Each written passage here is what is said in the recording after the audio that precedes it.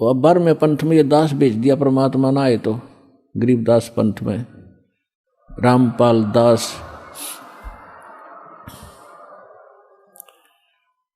तो कबीर साहब ने कहा है कि पुरुष और गुरु सतगुरु में जो मेरा सच्चा गुरु होगा उसमें कोई भेद ना जानना, समकर जाने।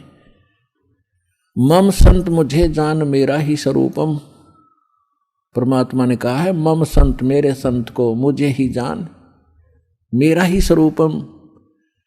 तो गुरु और सतगुरु, गुरु परमात्मा, सतगुरु परमात्मा स्वयं होते हैं, सतगुरु कहो चाहे गुरु कहो। और फिर पृथ्वी पर वही सतगुरु होता है जो उसका कृपा पात्र और या वो स्वयं ही आते हैं। तो अब कहने का भाव यह है कि इस 21 ब्रह्मांड में इस दास के अतिरिक्त इस पृथ्वी पर छोड़ कहीं गुरु नहीं है इस मार्ग के जानने वाला वर्तमान में।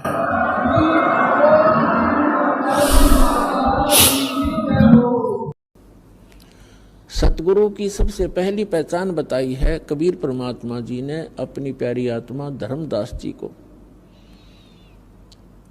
कि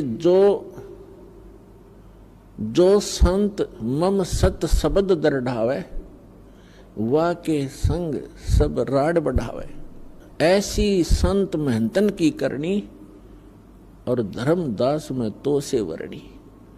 पहली पहचान बताई है कि जो मेरा प्यारा हंस, मेरा भेजा हुआ दास, जिसको मैं सतगुरु बनाकर भेजूंगा। सतगुरु का अर्थ होता है सच्चा ज्ञान प्रदान करने वाला, और सच्ची ही साधना उसके पास हो और वो अधिकारी हो उस नाम के दान करने का, सभी मर्यादाओं का वो पालन करता हो, जैसे सभी कंडीशन पूरी हो, तो वो सतगुरु होता है। और वो हम मेरे सच्चे ज्ञान का जो प्रचार करता है, जैसे कबीर पंथ तो अनगिन है, कबीर पंथ के अंदर गुरु अनगिन है और सभी प्रचार करते हैं, किसी का कोई विरोध विवाद नहीं है। हरिदास ने जिस दिन से सच्चा ज्ञान प्रारंभ किया है उसी दिन से हर तरफ से विरोध प्रारंभ हो गया था, लेकिन परमात्मा साथ होता है तो विरोध लास्ट में व्यर्थ ही होता है उन लोगों का, और फिर उनको पछताने के अतिरिक्त कुछ भी हाथ नहीं लगता।